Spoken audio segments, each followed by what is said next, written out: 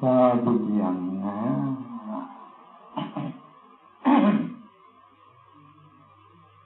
समंता चक्रवालेषु अत्रागच्छन्तु देवता तद्धम्मं मुनिराजन्स शृण्वन्तु सग्गमुखदम्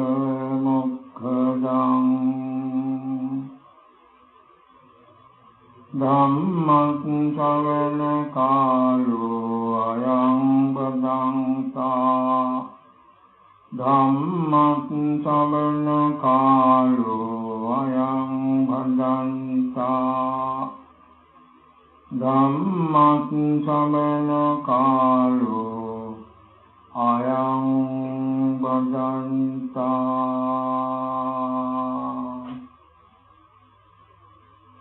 नमो तस्स भगवतो अरहतो सम्मा सम्बुद्धस्स नमो तस्स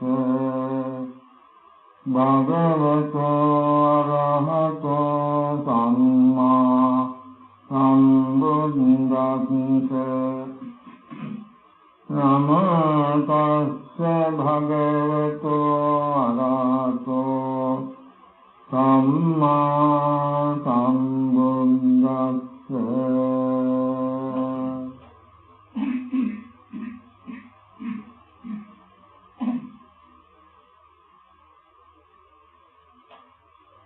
सो विविक्तेव कामेहि विविक्त अकुशलेहि धम्मेहि सवितक्कं सविचारं विवेकजं पीति सुखं पथमज्ञानं उपसम्पद्य धरति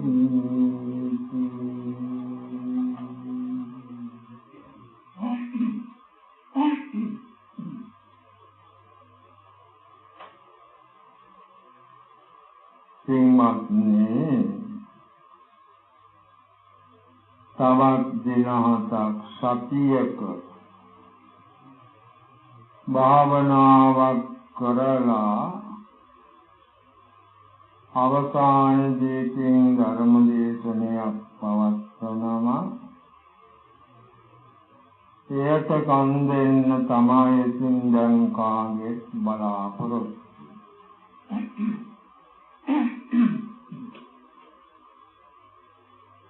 පස්වෙනි වාරයේ වැඩසටහනක් වශයෙන් ඊළඟට සමාධිය වඩන සමාධි භාවනා වැඩසටහනක් වශයෙන් මේ දින 7ක භාවනා වැඩසටහන පවත්වනවා. दिन 7ක් මුළුල්ලේහි සමාධි භාවනාව පිළිබඳව දැනගත යුතු ඕනතරම් කරුණු කියා දුන්න භාවනා කළා. චාරිත්‍රයක් වශයෙන් හැම භාවනා වැඩසටහනක් අවසානයේම යම් කිසි ධර්ම දේශනයක් පවත්වනවා. ඒ භාවනා වැඩසටහන පිළිබඳව තවදුරටත් තේරුම ඇති කර ගැනීම සඳහා තමයි ඒ ධර්ම දේශනාව පවත්වනවා.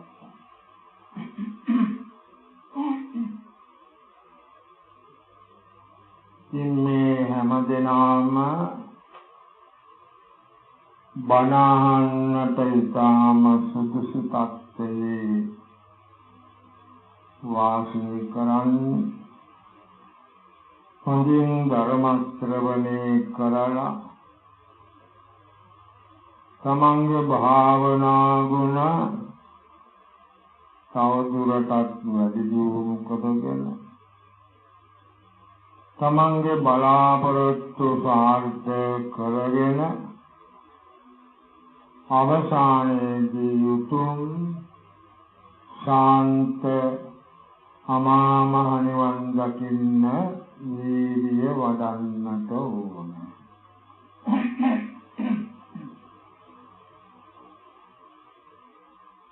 සමාධිය පිළිබඳව පුංචි මාතෘකාවක් ලැබුවා බුදුරජාණන් වහන්සේ වදාළ. සමාධිය පිළිබඳව සම්මා සමාධිය පිළිබඳව වදාළ කොටස.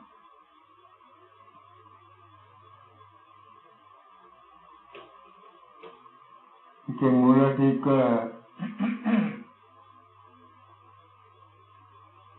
කිව්වේ නැහැ. කතමාච වික්ඛවේ සම්මා සමාධි.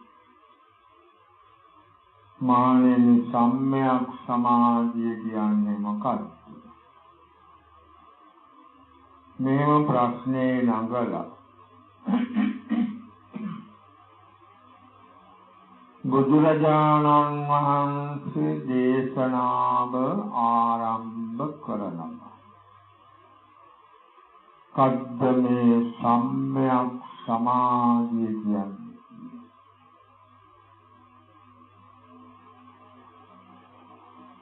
ඉද වික්ඛවේ වික්ඛු විවිච්ඡේව කාමේහි විවිච්ඡ අකුසලේහි ධම්මේ සවිතක්කං සවිචාරං විවේකජං ඒති සුඛං පඨම ඥානං උපසම්පද්දේ. කාමයන්ගෙන් වෙන් වෙලාම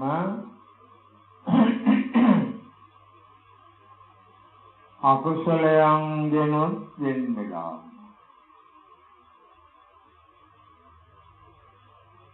සවිතක්කං සවිචාරං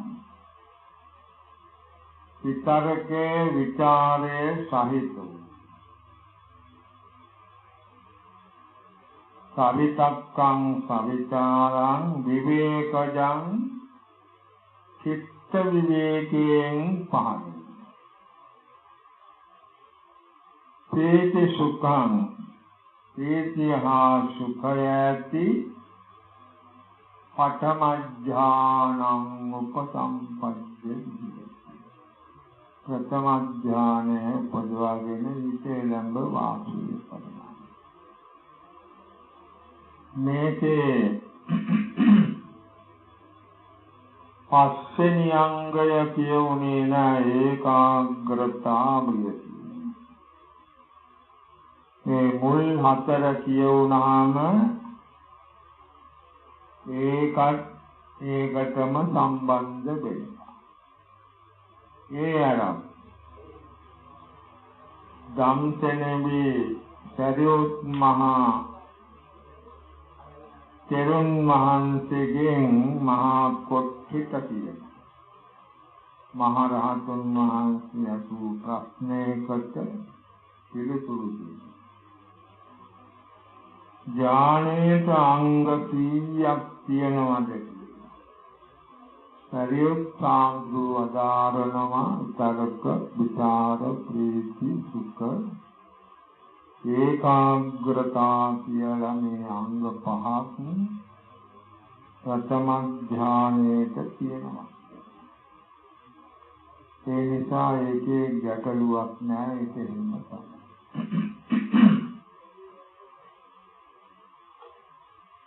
මේ සම්මා සමාධිය කියන්නේ කිය තැන තමයි මුලින්ම මේ ප්‍රථම ධානය ගැන වදාරන්නේ.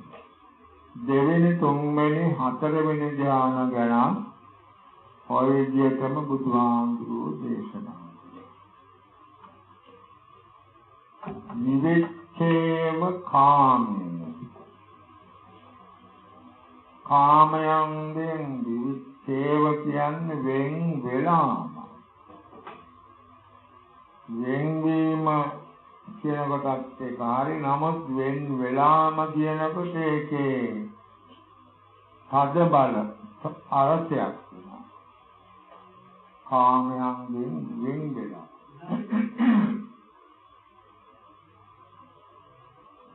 මොනවද මේ කාම කියන්නේ? විතර මහණේ වහින්ද විස්තර කරන්නේ නැහැ. රූපකාම, ශබ්දකාම, ගන්ධකාම, රසකාම, පොට්ටබ්බකාම. ඔය පහ තමයි පංචකාම.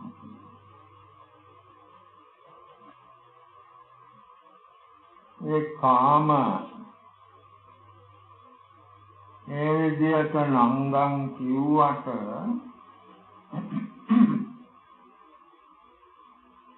වස්තුකාම, ක්ලේශකාම කියලා දෙකක්. වස්තුකාම කියන්නේ මේ ලෝකේ තියෙන දේවල්.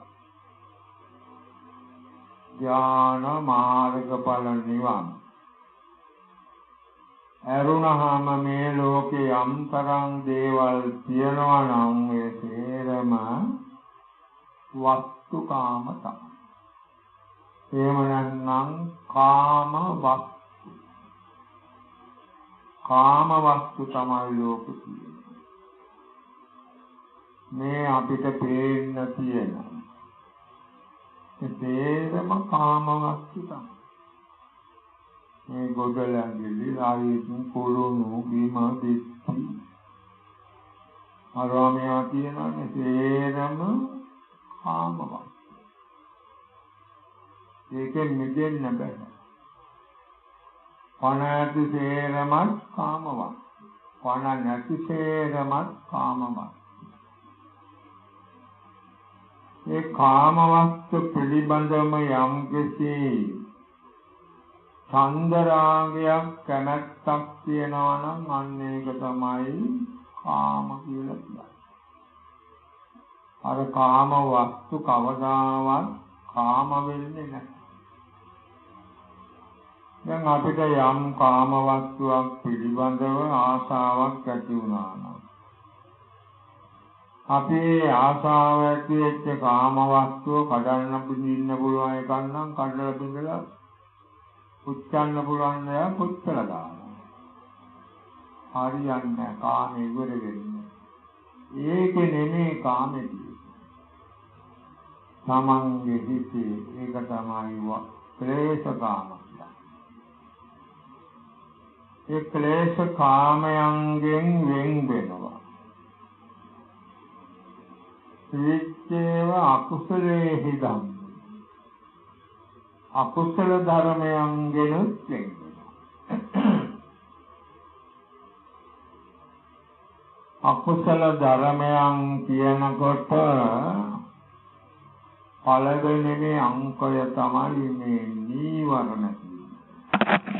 ඒ ගැන තමයි මේ නම නොකියුවට කියන්නේ. අකුසල ධර්මය.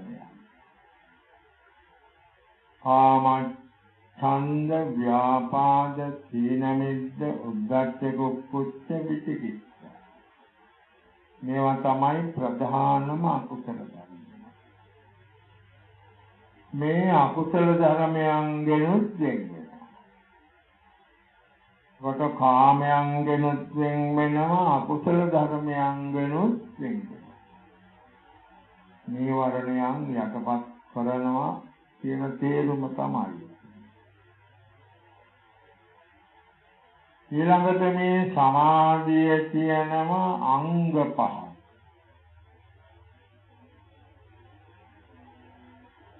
සවිතක්කං, සවිකාරං, විවේකජං, පීති සුඛං, පඨමඥාන. මේ පුරුදු හැටියට විතර්ක, විචාර, ප්‍රීති, සුඛ, ඒකාග්‍රතා කියන මේ අංග පහෙන් යුක්ත එක තමයි ධ්‍යානය කියන්නේ. උපචාර සමාධිය කියන්නේ. ධ්‍යානය කියන උපචාර සමාධියත් ඒකටම සම්බන්ධ වෙනවා. සබත මෙතන සවිතක්ඛං සවිචාර විතරකය විචාරයේ සහිත තියෙනවා. මේ සමාධිය විතරකයේ විචාරයේ සහිතයි.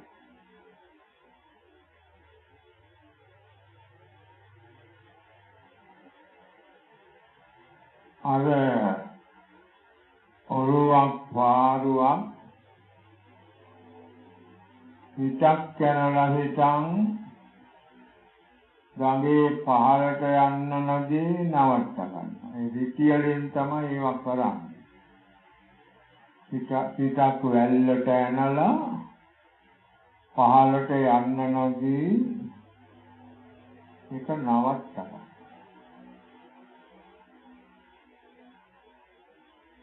ඒ වගේ විතරකයේ කියන එක බාහිර දෙයට යන්න නොදී භාවනා අරමුණේ නමස්ත ගන්න. විතරකේ තමයි නිතරම භාවනා අරමුණට හිත යොමු කරන්නේ. විතරකේ ස්වභාවය ඒක තමයි.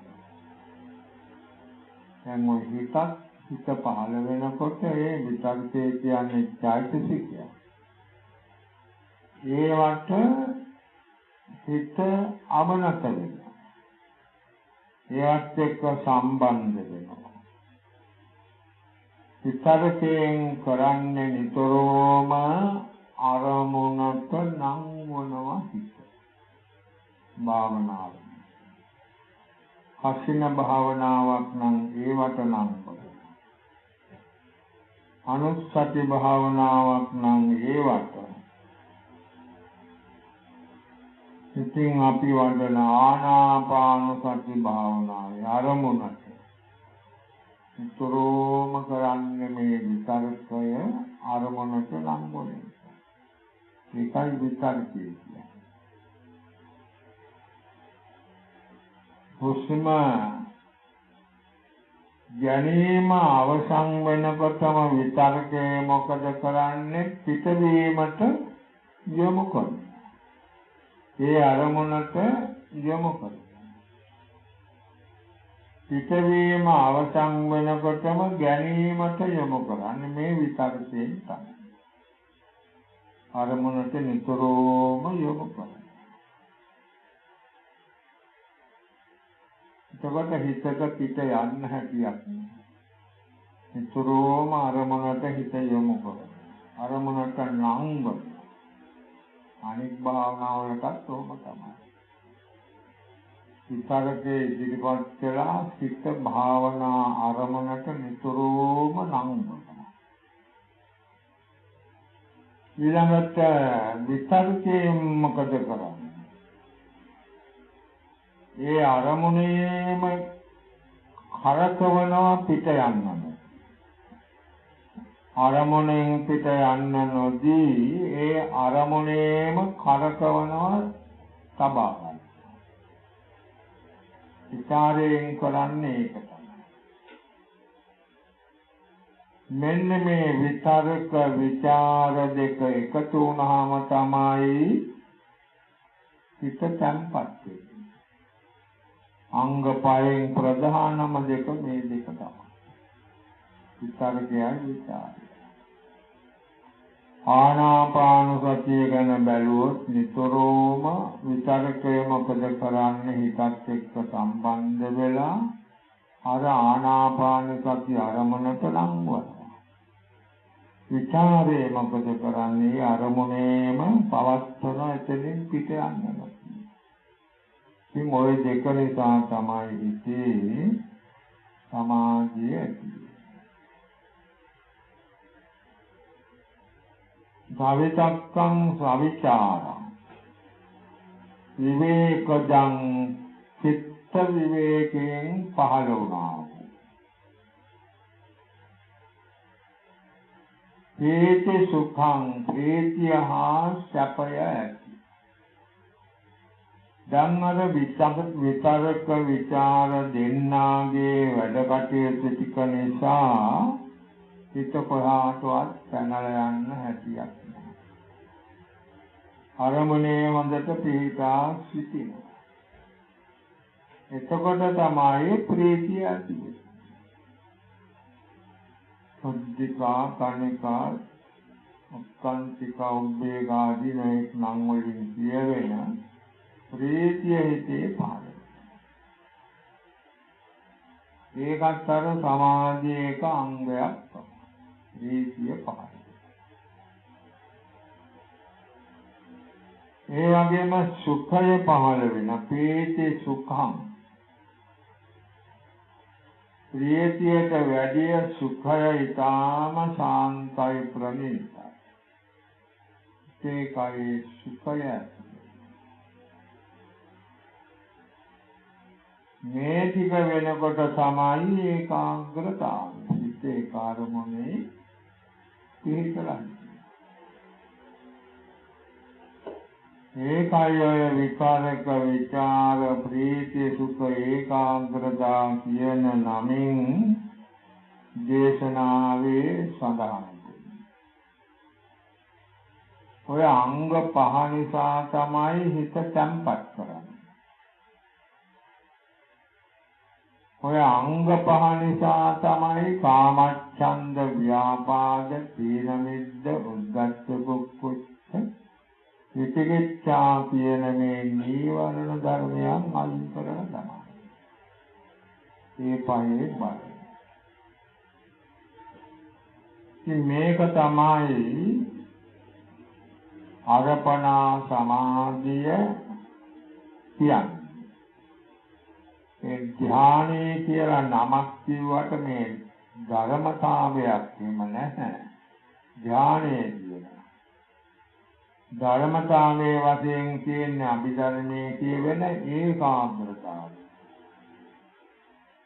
අර විදිහට කරුණු එකතු වුණාම විතරකාදී අංග එක රැස් වුණාම ඒකට කියනවා ඉතින් ධානය කියලා. අර්පණා සමාධිය. මෙන්න මේක තමයි සම්‍යක් සමාධියේ පළවෙනි එක. ඊළඟට මේ ධානයක් අර්පණා සමාධියක් උපදින්න ඉස්සෙල්ලා හැමදෙනාටම පහළ වෙන්නේ මේ උපචාර සමාධිය කියන එක.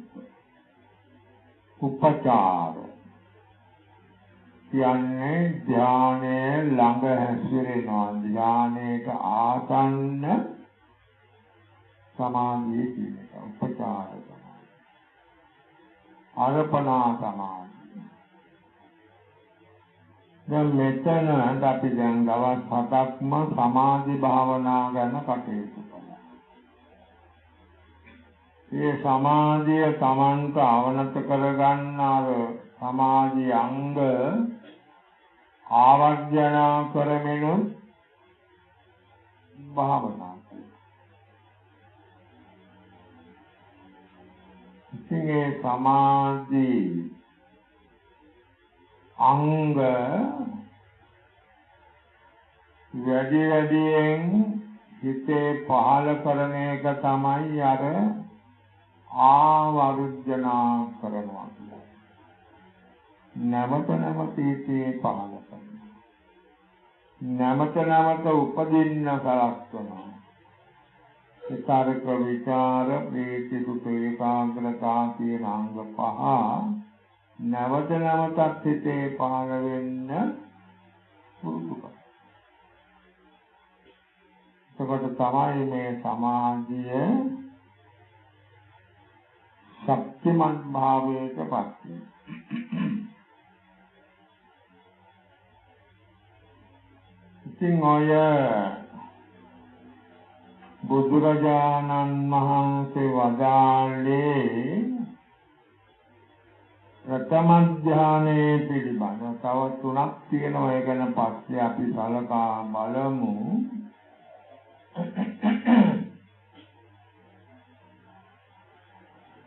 තමන් යම් කෙසේ සමාධියක් උපදවා ගත්තනම් ඒක හොඳට සේවනය කරලා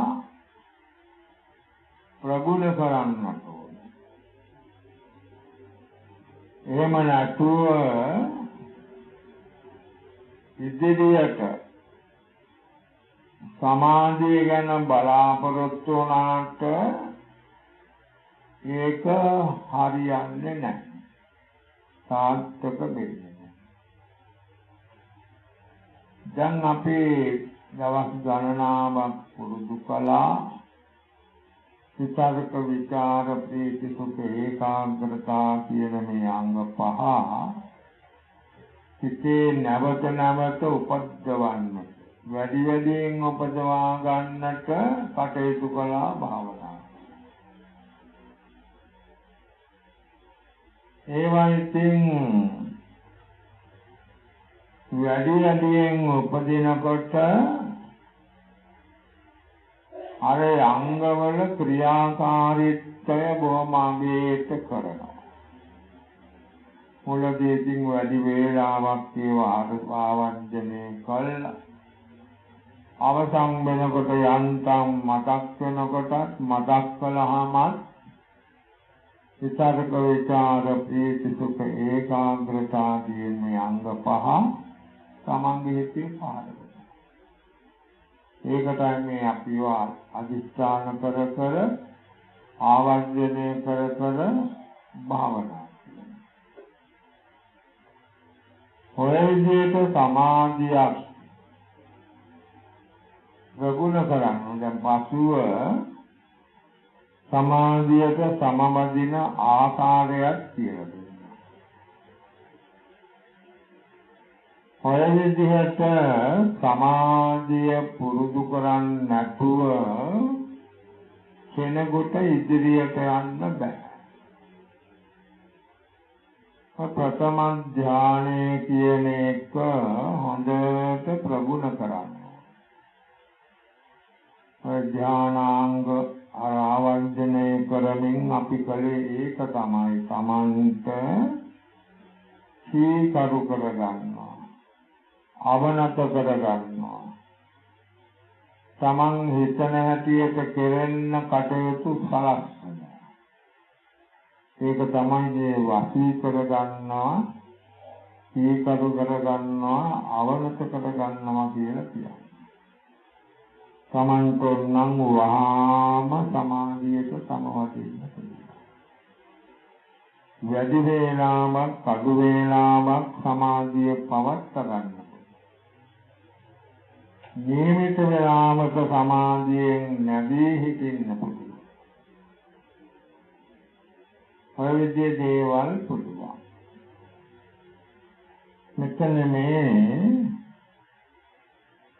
උපචාර අර්පණා කියන සමාධි දෙකේ වෙනස පොඩ්ඩක් කියා දෙන්නට ඕන. උපචාර සමාධිය කියන්නේ මේ කාමාවචර සමාධිය. අර්පණා සමාධිය කියන්නේ රූපාවචර සමාධිය. කාමාවචර කියන්නේ උපචාර සමාධිය උපදවගෙන ඒකෙන් පිළිහෙන්නේ නැතුව වාසය කළොත් මරණ මොහොතේදී පවායේ උපචාර සමාධිය තිබුණොත් කාමාවචර සමාධියක් නිසා මනුෂ්‍ය ලෝකය දිව්‍ය ලෝක 6 කියන මේ සප්තකාම ස්වර්ගයේ තමයි උපදින්නේ. ඒ කාමාවචර වූ උපචාර සමාධියේ විපාකය තමයි. ඉතින් ඒක උනත් ශක්තිමත් කරගෙන හිතට ධාරණය කරගෙන හිතේ කාවද්දගෙන වාසය කරා නම් මේ බුද්ධ ශාසනයේ සුගතිගාමී වීමටත් ඒක උපකාරී. කාමාවචර සමාධි. අනික රූපාවචරය අර්පණා සමාධි ධ්‍යාන කියලා කියන්නේ රූපාවචර සමාධි. රූපාවචර කියන්නේ මේ රූප ලෝකේ බ්‍රහ්ම ලෝක සේවනය කරන බ්‍රහ්ම ලෝක වල හැසිරෙන සමාධිය කියන එකයි රූපාවචර. දැන් ප්‍රථම ධානය ගැන බැලුවොත් බ්‍රහ්ම පාරිසජ්ජ බ්‍රහ්ම පුරෝහිත කියන මේ බ්‍රහ්ම ලෝක වල උපදිනවා. ඒ ධානයෙන් පිළිහෙන්නේ නැතුව වාසය කරනවා. ආරක්ෂා කරගෙන හිටියොත් ඒ බඹලව උපදිනවා. ඒ බ්‍රහ්ම ලෝකයේ තිබෙන ආයුෂ විඳින්න පුළුවන්. ආවත කියන කම්මයක ඉන්න පුළුවන්. ඉතින් සමහර විටක ආර්ය ශ්‍රාමකයෙක්ම එතෙන්ට ගියත් එයා පහුවෙන්නේ නැහැ. එන්නේ ඉතිරිගත් කරගෙන පිරිනුවන් පානවා. සාමාන්‍ය ජනයා ආපස්සට මේ කාම ලෝකෙට නැවත එන්න පුළුවන්. බ්‍රහ්ම ලෝකෙට ගියාම කාමයන් ඉක්මවනවා. කාම ලෝකෙ ඉක්මවල යනවා. ඕක තමයි මේ දෙකේ තියෙන වෙනස. ඊළඟට මේ සමාධි දෙකේ තව වෙනසක් තියෙනවා. උපචාර සමාධිය කියන එක කාමාවචර සමාධියක්. ඒකට බෑ එක දිගටම අරමුණේ පිහිටලා හිටින්න. දැන් ආනාපාන සතිය බැලුවා. ඔය කසින භාවනා අනුස්සති භාවනා ආදී දේවල් ගැන බැලුවා. උපචාර සමාධියට බෑ එක දිගටම අරමුණේ පිහිටා හිටින්න 100% හිත සම්පත් කරගන්න බෑ. ඉඳලා හිටලා මේ ක්ෂණයක් දිගට නෙමෙයි. තත්පර ගානක් වගේ තත්පරයක් සමාරක් වෙනත් දෙයකටත් හිත යොමු. ඒ කාමාවචර වූ උපචාර සමාධිය හැටි තමයි. සමන් සමාධි භාවනාව කරනකොට ඔය කියාපු හැටියට හිත ඩිංගක් එහාට මෙහාට පනිනවා නම් එතන තියෙන්නේ කාමාවචර සමාධියක් උපචාර සමාධියක් කියලා සමාන්තරම තේරුම් ගන්න. ඊළඟට අර්පණා සමාධිය කියන්නේ ධානය කියන්නේ ඔක්කොම ඒකට තමයි. අර්පණා කියලා සමුතු දෙයක් නෑ. ඉතින් ඔය ඒකාග්‍රතාවයේ තමයි ඒක වෙන්නේ. ඒකට අධිෂ්ඨාන කරලේ අර්පණා සමාධියට අපි හිතමු ප්‍රථම ධානය කියලා. අධිෂ්ඨාන කරලා සමවැදුනහම ඒක හිත පවත්තන්න. හැබැයි නිකම් කරන්න බෑ. නිකම් එහෙම කරන්න බෑ. අපි දවස් ගානක් කළා විචාරක විචාර ප්‍රීති සුඛ ඒකාග්‍රතාව කියන මේ අංග ආවර්ජනා කරමින් අපි දින දෙකක් පමණ භාවනා කළා. දින දෙක ඇතුළත නෙමෙයි සමාධියක් සමාරක් කරන්න කියනවා නම් හරි වටිනවා. ඉතින් මේ ආයත ඒවා කරන්න පුළුවන් දුවන් දරවලදී ඉඳගල කිය නැහැ. එහෙම ආවර්ජනය කළා. එතකොට තමයි මේක සත්‍ය ශක්තිමත් වෙන්න. තමන් හිතුව ඇටියට පවත්ව ගන්න පුළුවන්. ධ්‍යාන සමාපත්තිය ගැන පොඩ්ඩක් කියලා දෙන්න.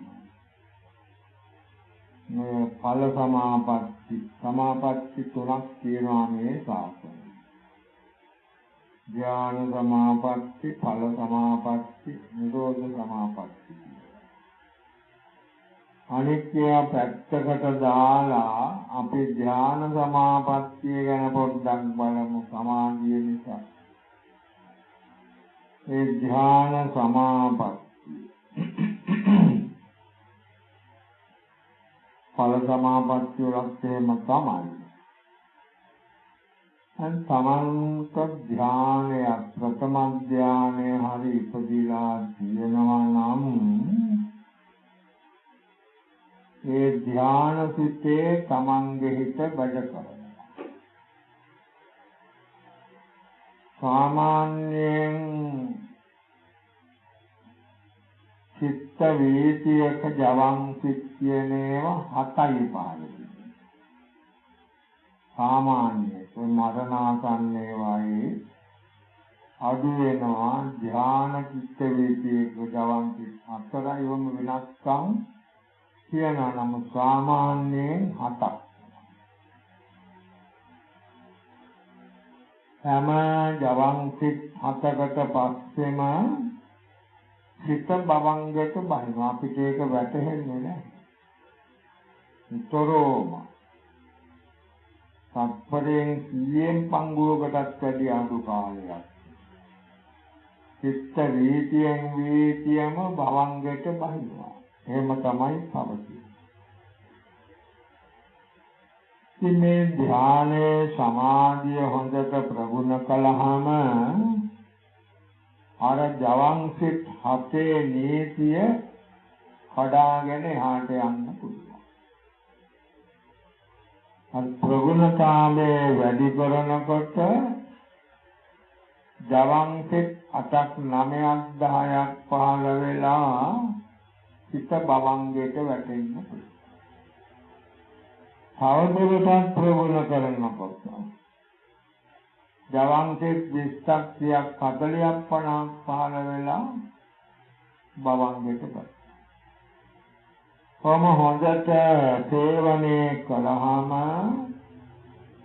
ජවං සිත් ලක්ෂ ගණන් නෙමෙයි කෝටි ගණන් කෝටි ප්‍රකෝටි ගණන් හිතේ පහළ වෙනවා.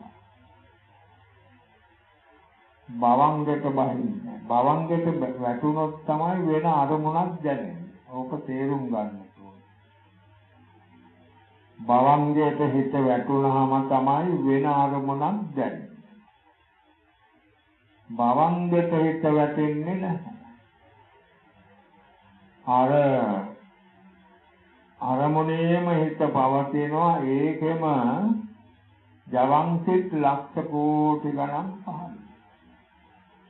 අන්න එතකොට හිත කොහාටවත්ම යන්නේ නැහැ. 100ක් යනවා. අන්න ඒකෙන් තේරුම් ගන්න පුළුවන්. දැන් මේ බ්‍රහ්ම ලෝකයේ ඉපදුනා කියන්නේ තෝකම තමයි. දැන් මේ සමාධියක් ප්‍රථම ධානය උපදවාගෙන ඒකෙන් පිළිවෙන්නේ නැතුව කාලක්‍රියා කළා නම් කෙරෙන්න යනවා අර බ්‍රහ්ම වාල් සත්‍ය බ්‍රහ්ම පුරෝහිත කියන බ්‍රහ්ම ලෝකෝ. ඉහිල්ල අරිටිනවා දුවනවා කන් එව්වා නෙවෙයි. සමාධිසුවේ දැන් මෙහෙ වාඩි වෙලා වුණා වගේ වාඩි වෙලා ධානසුවේ ආයත තියෙන කම්ම ධානසුවේ එහෙ වාසය කරනවා. මෙහෙ කරපු දෙයම තමයි එහෙ කරන්නේ. සිත භවංගයට වැටෙන්නේ නැහැ. අවදාහරි සිත භවංගයට වැටුණාද එදාට චුත වෙනවා බැලුවා. චුත වෙලා මේ මනුස්ස ලෝකයේ දිව්‍ය ලෝකාවේ පහළ වටේ. ධ්‍යාන සමාපත්තිය කියන්නේ ඕකට. එතකොට තේරුම් ගන්න පුළුවන් හිත කොහාටවත් එකම වරක්වත් යන්නේ නැහැ කියන එක මේ සමාධියට හරියට සමලයි. ඒක තමයි තේරුම. උපචාර සමාධියේදී ඒක කරන්න බැහැ ඩිංගක් චේතනයකට. අර්පණා සමාධියක් නිකන් තියාගෙන බෑ ඒක අපි අර කරපු යටියට ප්‍රගුණ කරන්න.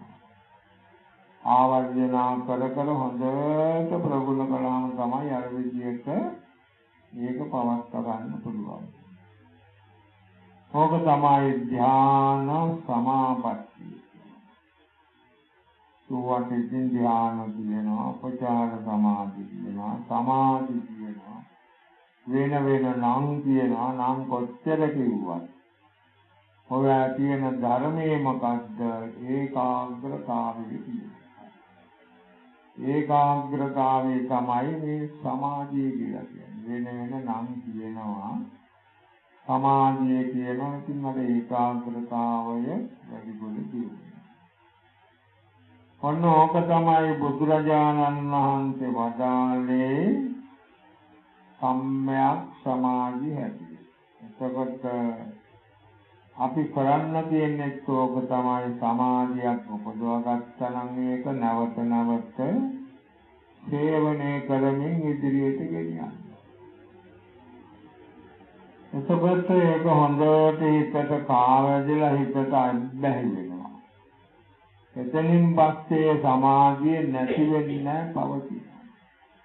ඒ සමාධියෙන් ප්‍රයෝජන ගන්න පුළුවන්. දැන් අපි දවස් දින 7ක් මුළුල්ලේහි දින 6ක්ම සමාධිය පිළිබඳව තමයි කටයුතු කරන්නේ. හිත තැම්පත් කරගන්න. මේ 7 වෙනි දවසේ තමයි විදර්ශනා භාවනාවට අපි ටිකක් හැරිලා භාවනා මෙච්චර වෙලාවක් තියා දුන්නේ බුදුහාමුදුරුවෝ අදාළ සම්‍යක් සමාධියේ ප්‍රථම ධානයේ පිළිබඳව. ඉතින් ප්‍රථම ධානයේ උපදවා ගන්නතු එක්කෙනා හොඳ දැනුමක් තියෙනවා. එයාට සමාධි සුවයට වශී වෙලා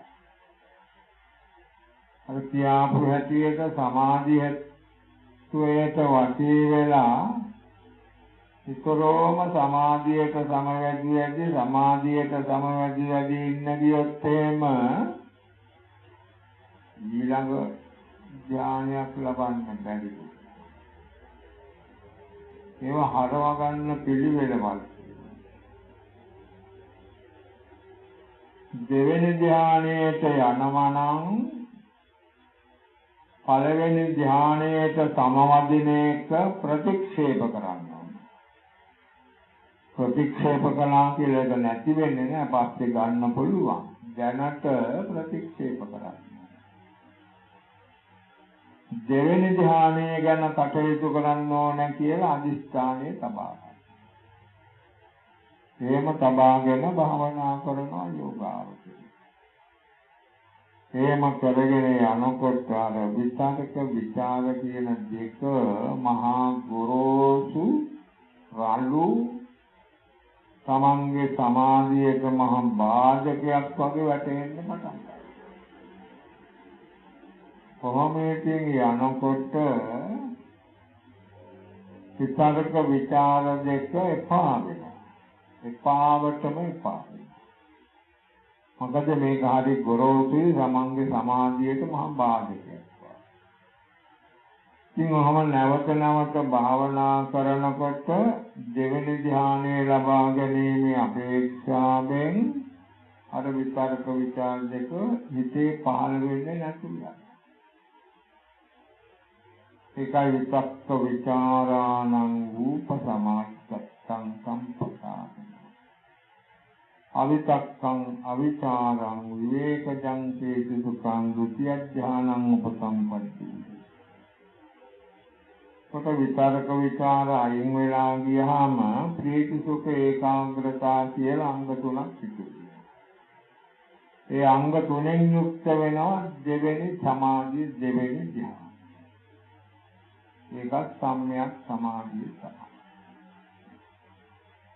ඒ දෙවෙනි ධ්‍යානයට සමවැදුනහම ඒකට සමවැදිලා ඒකටම අද්දැයි වෙලා හිටියොත් තුන්වෙනි එකට යන්න බැරුව යනවා. මේක පුරුදු කළාම ටිකක් හරි බොහෝ දෙනා ඒකට වශී වෙනවා. සුදුම ප්‍රීති සුඛයක් තමයි මේ ධ්‍යාන සුවයෙන් ඇති වෙන්නේ. දෙවෙනි ධ්‍යානය. ඉතින් එහෙම භාවනා කරගෙන යනම අර විද්‍යාවටම අර දෙවෙනි ධ්‍යානයට සමවැදීම නවත්තලා අපි ප්‍රතික්ෂේප කළා තුන්වෙනි ධ්‍යානය ලබා ගැනීම අපේක්ෂාවෙන් භාවනා කරනවා. එහෙම කරනකොට තුන්වෙනි ධ්‍යානයේ පැත්තට හැරෙනවා හිත. දවත ප්‍රීතිය කියන එක මහා කරදරකාරී එකක්. හරිම ගොරෝසු අවදාරික තමන්ගේ සමාධියට බාධා කරන එකක් තමයි මේ ප්‍රීතිය කියලා හොම හැඟීම් ඇති වෙනවා. එහෙම ඇති වෙනකොටම තව තමන් භාවනා කරනකොට මේ ප්‍රීතියත් එපාවටම එපා.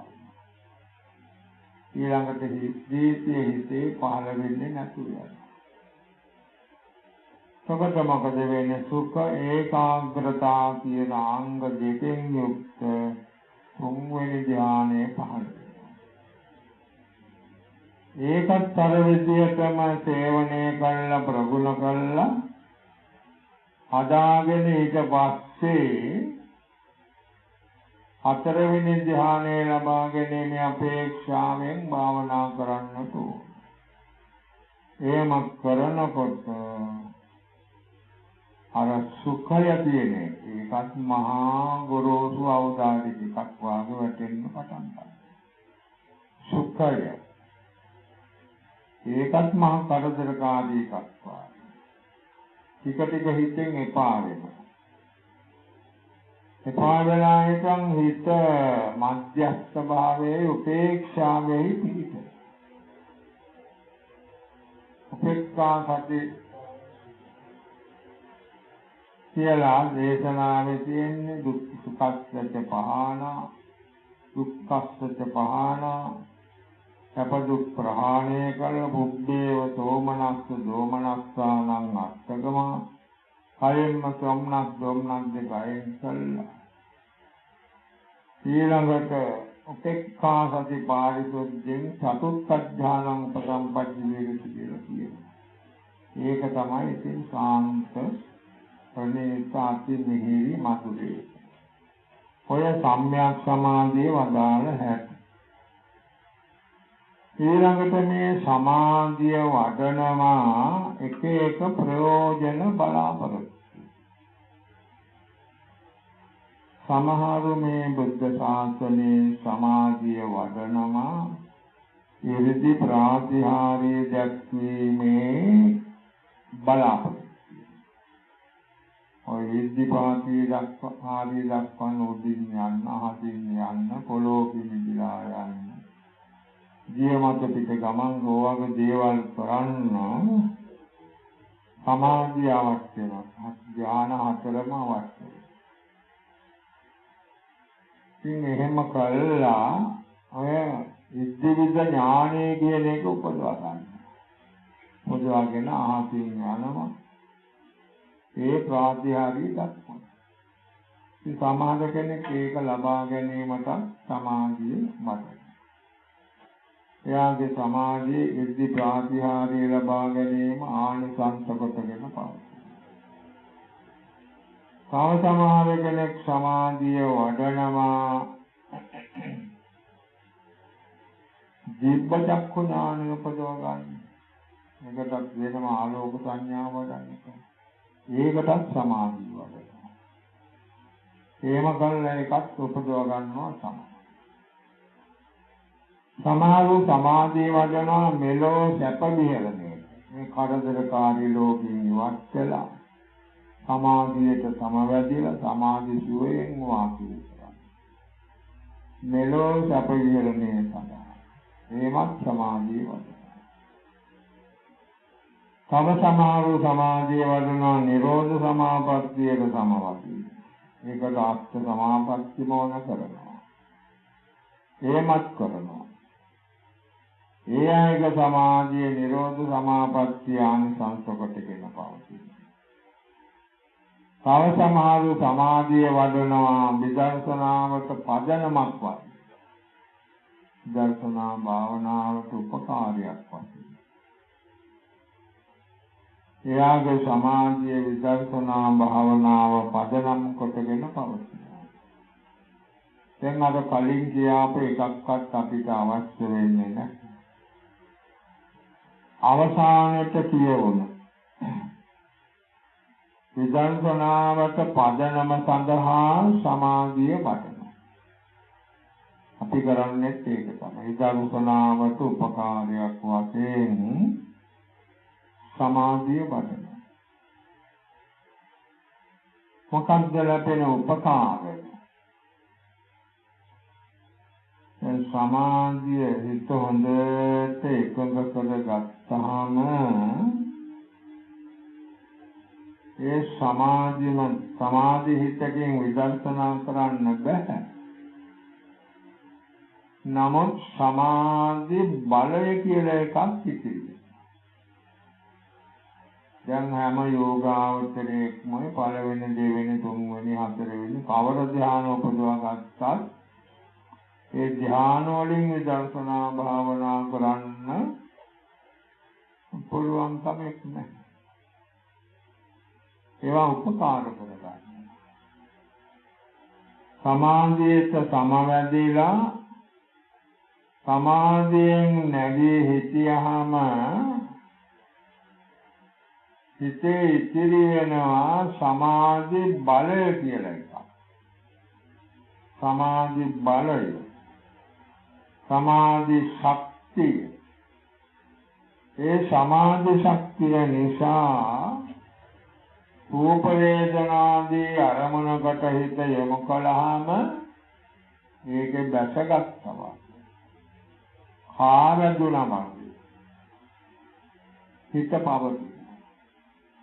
එතකොට ඒ අරමුණේ තියෙන අනිත්‍ය ලක්ෂණය මනාකොට මතු කළා දෙනවා. අන්න ඒකටයි මේ සමාධිය වඩන්නේ. යෝගාවචරය විදර්ශනා භාවනාවට උපකාරයක් වශයෙන්. ඒ අරමුණේ තියෙන අනිත්‍ය ස්වභාවය මනාකොට මතු කළා දෙනවා. හිත කාගදුනමගේ ඒ අරමුණ වල අලෝල තිබ්බමාගේ හිතිනවා. එතකොට ඒවැය තියෙන අනිත්‍ය බව හොඳට වැටහෙනවා. මෙන්න මේ ප්‍රයෝජන බලාගෙන තමයි සමාධිය වඩන්නේ. උපචාර සමාධිය වෙන්න පුළුවන්, අර්පණා සමාධිය වෙන්න පුළුවන්, කවර සමාධියක්. ඔය ප්‍රයෝජනේ බලාපොරොත්තුෙන් තමයි සමාධිය වඩන්නේ. මේ බුද්ධ ශාසනයේ බුදුහාමුදුරන්ගෙන් බණ අහලා සමහරු හරියට සංවේගවත් වෙනවා, බය හිතෙනවා සසර ගැන. හරියට බයයි සසරට සංවේගවත් වෙනවා. ඒ වගේ අයත් වෙනවා. ඒ අයට මේ සමාධිය උපදවන්න කියලා ඒවට යන්නවත් හිතෙන්නේ. ඒකත් ප්‍රමාදයක්. පටන් ගත්ත තැනේ ඉඳලම විදර්ශනා භාවනාව. මේක කොටසකුත් ඉඳලා තියෙනවා. ඒ පටන් ගත්ත තැනේ ඉඳලම විදර්ශනා භාවනා කරලා දිට්ඨි විසුද්ධිය ආදී විසුද්ධි පරම්පරාව සඵල සාර්ථක කරගෙන එහෙමත් නිවන් දකින්න ඉඳලා. නමුත් වැඩි වශයෙන් අපේ බණපොත්වල ප්‍රතිසම්පදා මාර්ගය, විසුද්ධි මාර්ගය, අභිධර්මයේ හැමතැනම පෙන්වුම් කරන්නේ කොහොමද? සමාධිය උපදවලා විදර්ශනාව කියලා. ඒක ඥානයක් කල්පනා සමාධියක් ලබන්නට ඕන කියලා නියමයක් නැහැ. උපචාර සමාධියක් ප්‍රමාණවත්. ඒක ඇති විදර්ශනා කරන්න හොඳයි.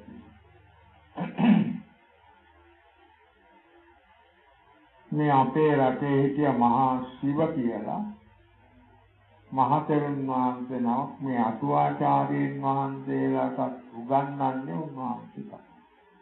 මහා ශිව තෙරුන්. උන්වහන්සේගේ මතයට අනුව මේ මහා සතිපට්ඨාන සූත්‍රයේ ආනාපාන සතිය වත්තිං සාකාර පිළිකුල් භාවනාවට ඒ දෙක ඇරුණාම අනිත් කර්මස්ථාන 19ක් ඔක්කොම උපචාර කර්මස්ථානය කියන තමයි උන්වහන්සේ කියන්නේ. උපචාර කර්මස්ථාන. ඒවා තමයි ඉතින් වැඩි තිබිලා. ඒකට ඔන්නම තමයි සමාධිය පිළිබඳව බුදුරජාණන් වහන්සේ දේශනා කළා කියන සම්මයක් සමාධිය පිළිබඳව. ඒ සමාධිය ගැන හරියට විස්තර ප්‍රභේද තියෙනවා හරියට.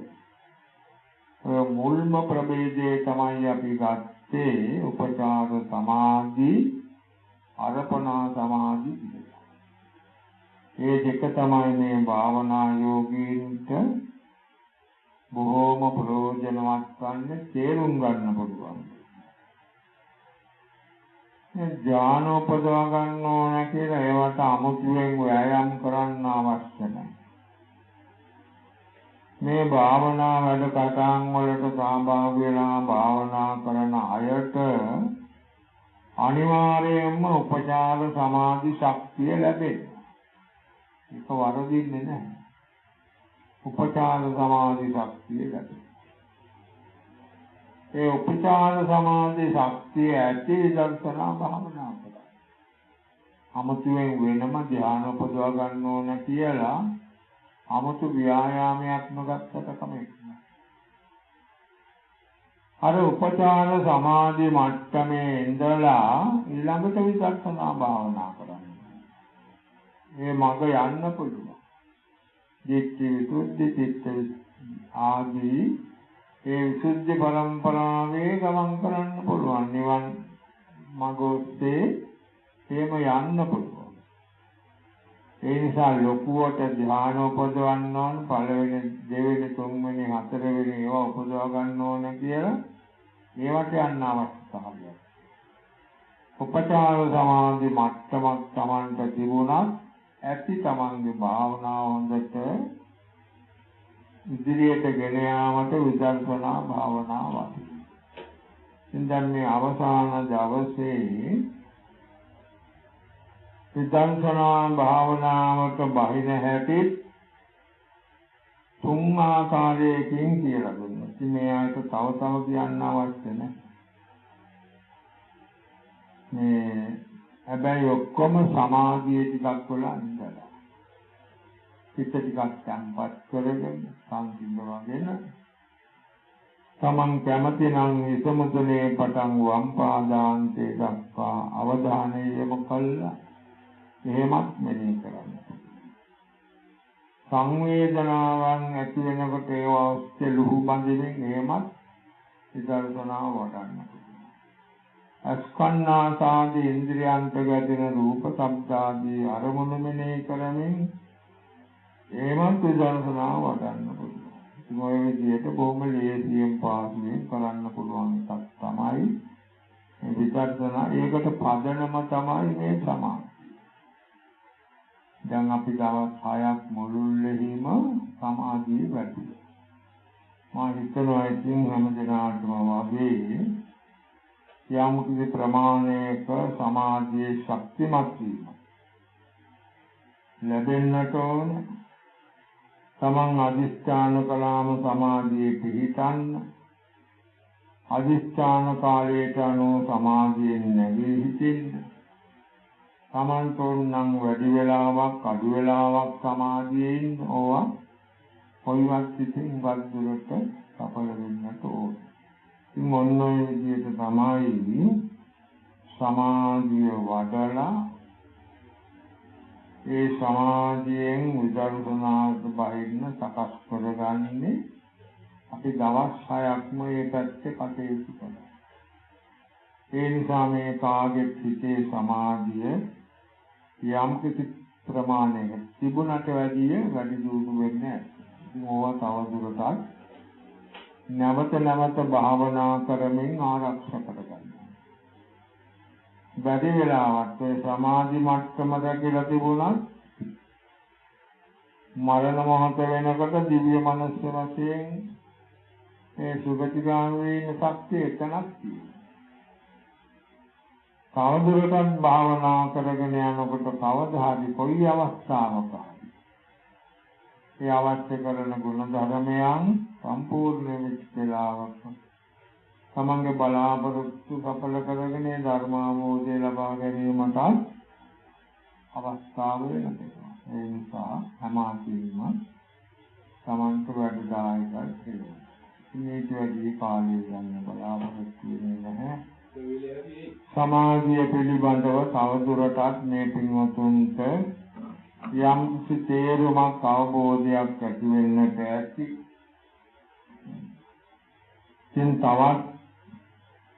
තවදුරටත් මේ අද භාවනා කළ හැටියට භාවනා කරමින් තමන්ගේ භාවනාව ආරක්ෂා කරගෙන සමාධියක් වඩමින් විදර්ශනාවක් වඩමින් ඉදිරියට මේ භාවනා මාර්ගයේ ගමන් කරන්නට ඕන. එහෙම ගමන් කිරීමෙන්